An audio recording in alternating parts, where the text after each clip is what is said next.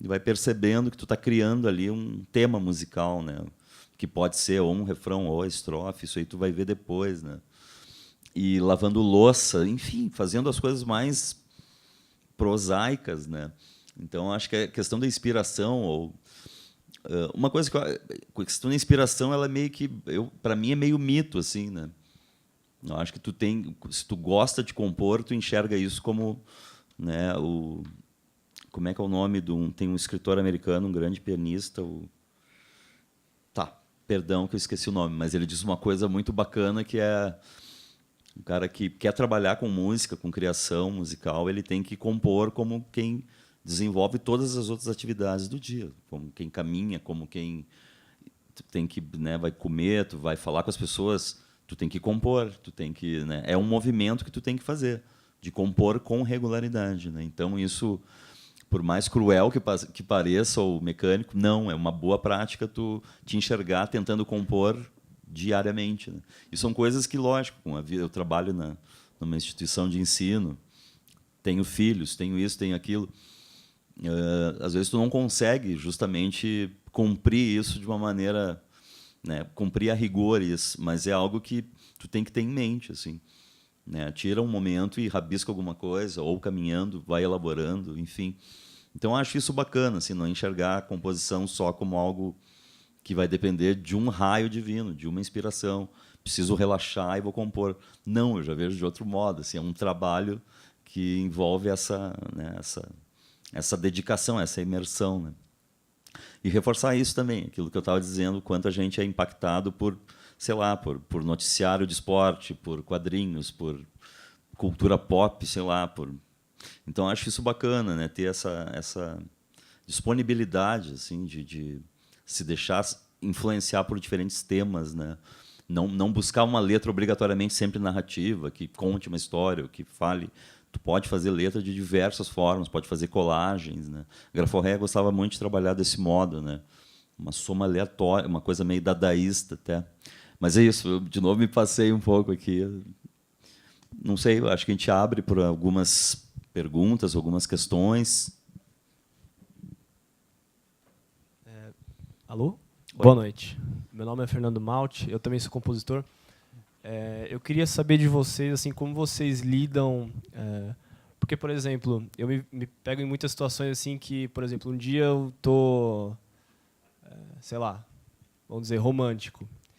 E nesse dia eu não consigo terminar a música, terminar a letra, alguma coisa assim. Como é que vocês lidam com isso daí, assim, por exemplo, vocês tentam se inspirar no próximo dia, porque não é todo dia que a gente está no mesmo estado de espírito, né? E eu, pelo menos, dependo bastante do meu estado de espírito para falar sobre alguma coisa. Como é que vocês lidam com isso daí? Ou, sei lá, se vocês resolvem, ou se não resolvem, não sei. Ó, eu vou contar como é que acontece comigo assim. Hoje, como o Frank falou, eu me alimento diariamente, eu gosto muito de ler. Li todo dia, acordo, a primeira coisa que eu faço, pego o livro, emendo no outro, não fumo cigarro, né? Mas eu emendo um livro no outro. Todo dia acordo, tá, a primeira coisa, faço um café e livro, cinema, caminhada e tal. Isso vai, sei lá, vai abastecendo a mente, né? A gente vai expandindo a mente, ela é uma coisa maravilhosa, assim, se a gente for pensar, é lindo demais. E quando as músicas vêm, eu acho que quando às vezes vem uma canção que eu consigo capturar ela, aí ela não está pronta ainda.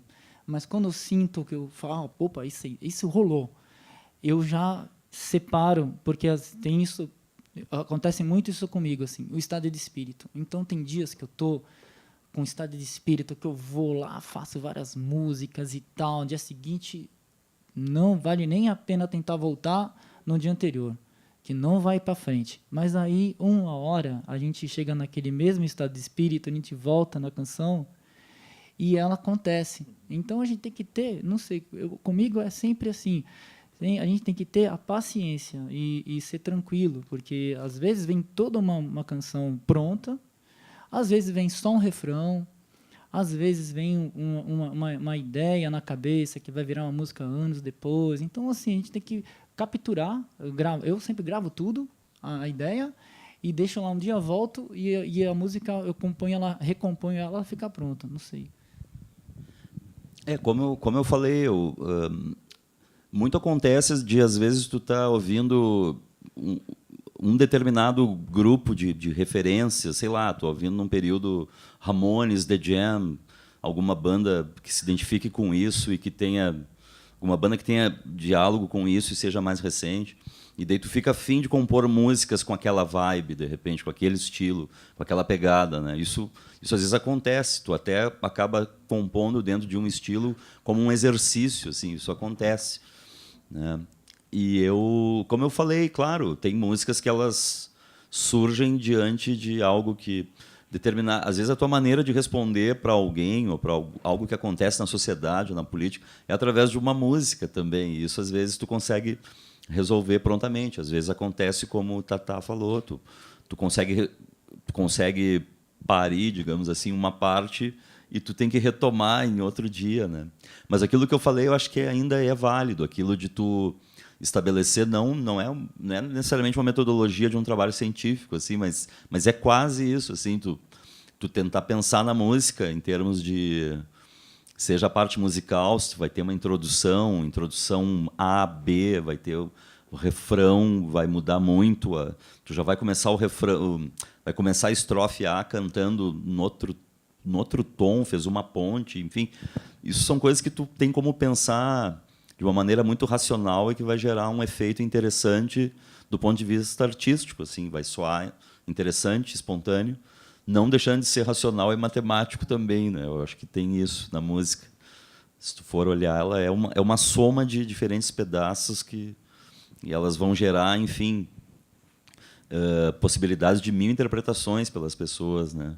Então como eu falei, eu gosto dessa questão de compor até como quem se exercita, assim, como quem, né, eu não tenho lá grande dificuldade, assim, às vezes, não que uma música ou outra não fique empacada, assim, não estou dizendo que o cara é o rei da pena ali, já consegue sair escrevendo isso, mas eu gosto bastante, assim, eu tenho muito prazer em compor e de já cogitar logo uma sessão de estúdio para tentar fazer um demo. Não consigo ter calma e paciência de fazer em casa. Eu gosto de estar em estúdio, né, que é uma fala boa também de um amigo lá do Sul, que o estúdio é o habitat da canção, né? Então, eu gosto muito de ir para estúdio, já mudar a atmosfera, tu não tá com barulho de filho, cachorro, enfim. Por mais que isso tudo faça parte da paisagem sonora, né? A cidade a gente vive e gosta, a gente vive na cidade e gosta da cidade, enfim. Então, às vezes o estúdio é muito legal por isso, assim, tu entra ali, tu tá concentrado para desenvolver aquele trabalho ali.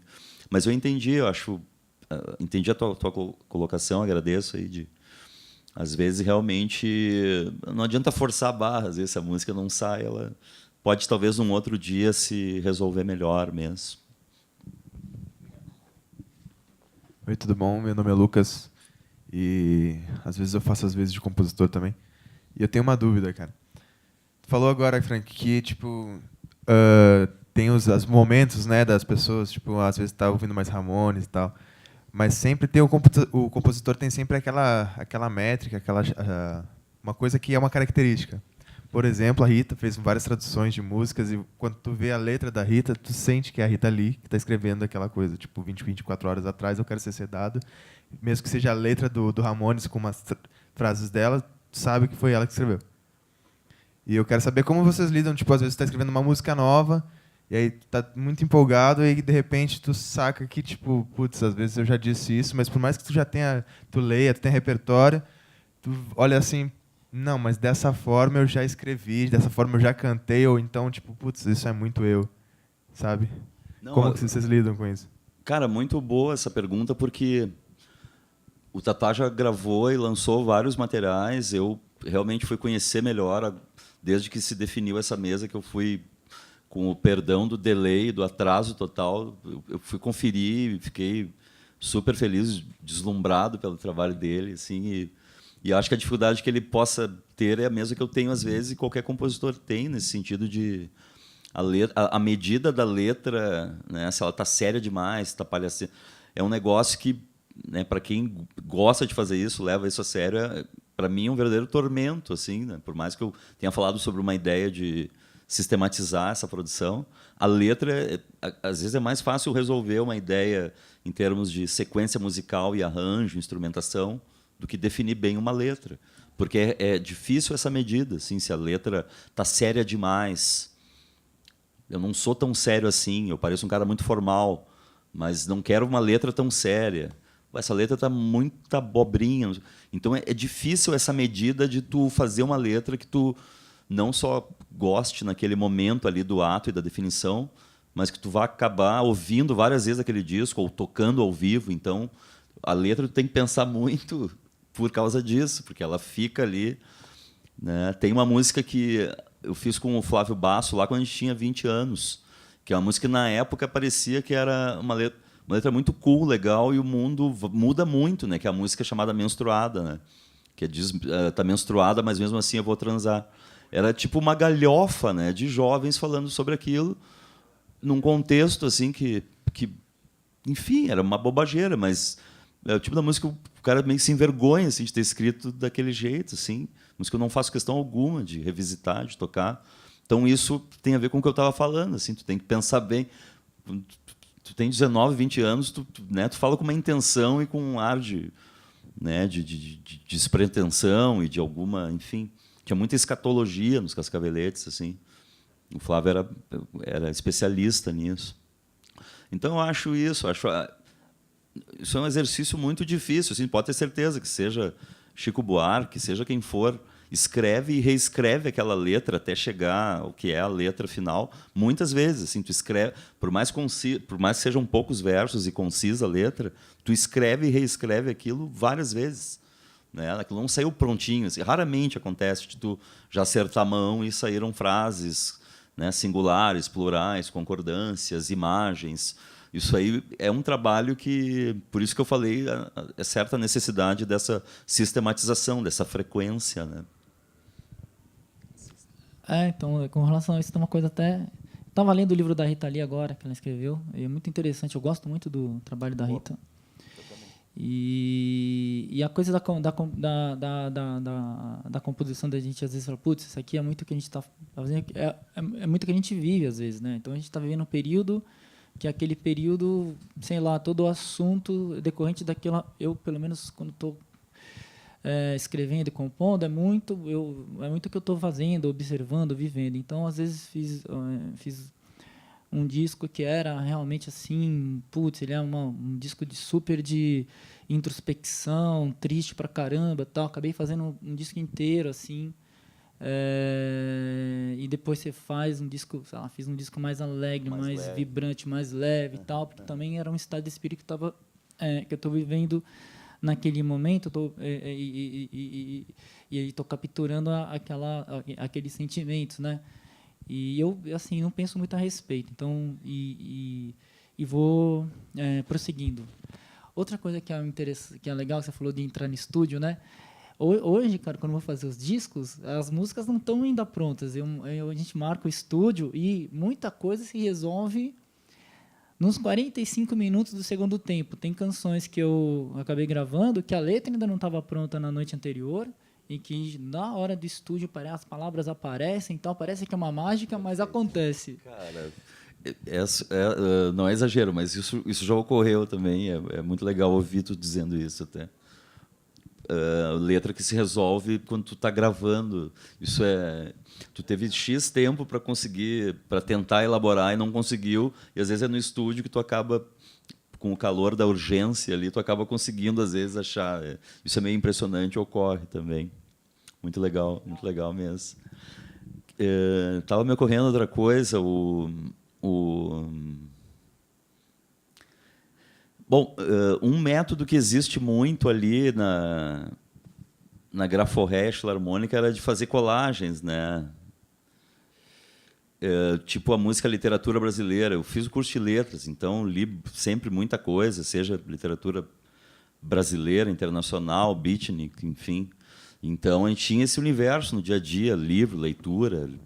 E daí tem a música que se chama literatura brasileira. E daí ela tem um pouco essa ideia tem essa referência semântica do universo da literatura, mas é um caleidoscópio de colagem de bobagens da cultura pop, bobagens que a gente adora, né? Então, eu quero escrever um livro sobre literatura brasileira, nem que seja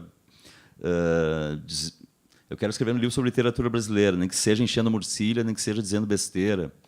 Eu quero colocar meu primo na Academia Brasileira na Academia de Letras Brasileiras, nem que seja mascando capim, quem sabe até plantando bananeira, enfim. Analfabetos e analfabestas fazem fila na porta do colégio, mas não prestam atenção na aula, eles ficam só de olho na merenda, enfim. Então tá dentro desse mesmo universo, tá tentando dizer coisas assim, né, que façam algum sentido, mas que são meio esdrúxulas, né? A Graforré trabalhava muito desse modo, né? E tem lá no meio dessa música tem os alunos vão para a aula contrariados, pois queriam ver desenhos animados, né? E essas coisas assim, a gente gostava muito de fazer essa citação, né? Era meio que um clichê lá no rock dos anos 50 de falar sobre carros, sobre garota, era o tema assim, era jukebox, e às vezes isso é algo interessante assim dentro da própria música, tu citar o que é o teu universo. No caso ali era mais o universo da literatura brasileira, mas dito de uma forma, mencionando isso de uma forma muito galhofeira, assim, né? Tirando aquela aura de academia, né? De algo, enfim. E no caso da música Amigo Punk também tem isso que eu mencionei, do termos gauchescos e cenas, né, narrativas tiradas do contexto urbano. No bar Ocidente, no Oswaldo Aranha, se reuniam as tribos lá nos anos 80, né, punks, skinheads, mods, rockers. E daí tem a música que diz: amigo punk, escuta esse meu desabafo, que a essa altura da manhã já não importa o nosso bafo. Pega a chinoca, monta no cavalo e desbrava esta coxilha. Atravessa o Oswaldo Aranha e entra no Parque Farroupilha.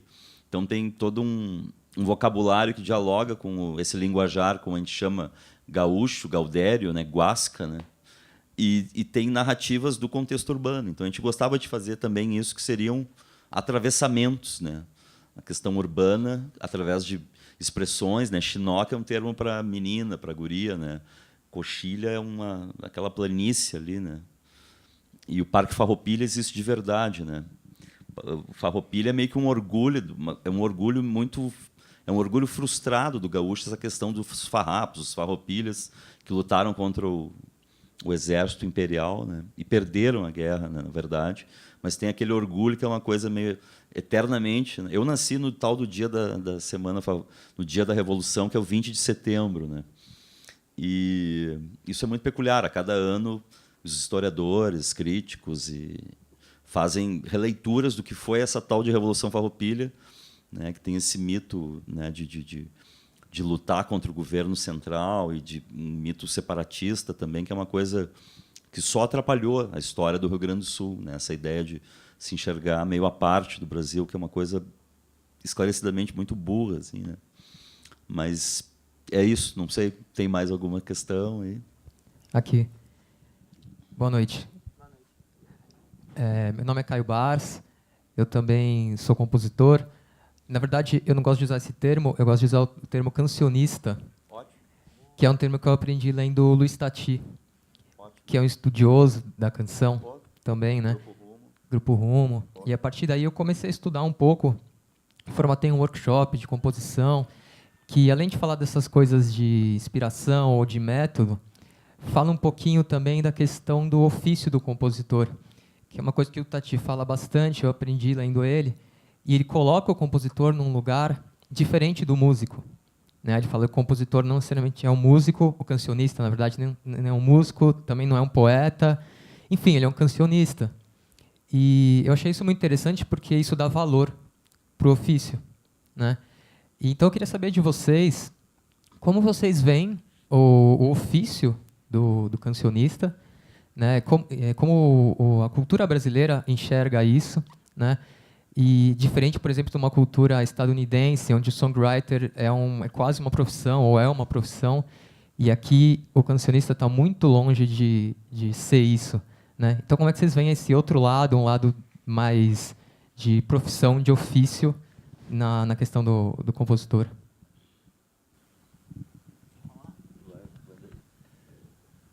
Nesse ponto, eu Eu acho que eu vivo como se fosse um pequeno artesão, assim. Então, é uma atividade que eu admiro muito. Eu divido apartamento atualmente com o Marcelo Segreto, que é um cara de uma geração mais nova que a minha. E também é um grande cancionista, e é um cara que trabalha o ofício da composição diariamente e tal. E engraçado, eu moro com mais outros compositores também. Felipe Antunes, que é do Vitor La Sintética, Guilherme Calzavara, que é um cara de Bragança também, que compõe também. E todos nós trabalhamos diariamente, é um trabalho diário, né? E é um trabalho, eu encaro como um trabalho cotidiano, como se fosse um trabalho... nós somos pequenos artesãos ou pequenos agricultores. Então, sei lá, aparecem várias canções durante o ano. Quando a gente vai para o estúdio, a gente seleciona um apanhado dessas músicas, busca um sentido, busca um nome para o álbum, busca uma existência para depois poder ir fazer um show, né? E isso é uma coisa que ela não termina, não acaba nunca. Pelo menos para mim, assim, né? Com o tempo vai passando, essa coisa do cancionista, ela só vai crescendo dentro de mim. Porque eu não sei, parece que do jeito que eu vou levando a vida, cada vez mais eu recebo as canções, porque todo dia eu tô meio que não paro de pensar nelas também. Então é um trabalho muito, eu gosto muito, acho que é uma coisa que está dentro de quem é compositor, quem é cancionista. Acho que, não sei se o Frank pode falar a respeito disso também. Eu falo com muita modéstia assim, sobre isso, de me enxergo como compositor, como quem eu curto, eu gosto, né? Minha vida ela faz sentido para mim essa possibilidade de me expressar através de uma composição, seja dizendo algo verbalmente, algo também em termos de proposta sonora, né? E eu entendo o ponto que tu colocou no sentido do quanto isso talvez não seja valorizado, né, do ponto de vista da profissão como em outros países. Acho que a gente vive... Eu acabei trabalhando em outras atividades correlatas à atividades que têm relação com arte, com cultura, e não foi, em alguns contextos, foi algo um pouco pela necessidade financeira, por causa dos filhos, enfim, mas algo que tu também tinha que ter uma postura, assim, não tem mimimi, não tem gemessão, tem que trabalhar né, numa secretaria de cultura, coisas que são relevantes, que faziam sentido para mim, independentemente de uma situação ideal de eu viver em função do meu trabalho como compositor. Então, acho que essas coisas nunca deixou de caminhar ao lado da criatura, compor, gostar de compor, projetar discos, né? E ainda não respondendo totalmente a tua questão, mas ajudando a problematizar mais ainda isso, eu tenho uma sensação, que eu acredito que ele deva ter também, e tu também, quem compõe, que eu sempre sinto assim, que tem tal música que eu quero fazer que eu não sei direito que música é essa, né? Com qual sonoridade, tem a ver com Jackson 5, tem a ver com, sei lá, com uma banda mais recente.